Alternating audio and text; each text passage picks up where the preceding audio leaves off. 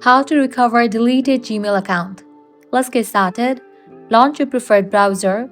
Now in the search box type in recover Gmail account and then search for it.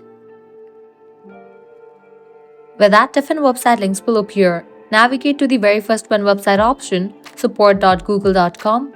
If you have recently deleted your Gmail account, you are able to recover it. Now scroll down, click on this option, recover your Google or Gmail. You will be prompted to enter the credentials of the Google account that you want to recover. Go ahead and type in the email or the phone number. Once you type in, click on next. This account was recently deleted and may be recoverable. Click next to attempt to restore this account.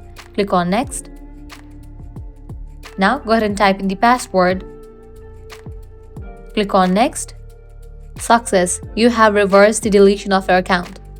You entered your current password so you can continue with your Google account. You can still change your password if you wish. Click on next step. And just for that, I have recovered my Gmail account. This way you are able to recover your deleted Gmail account.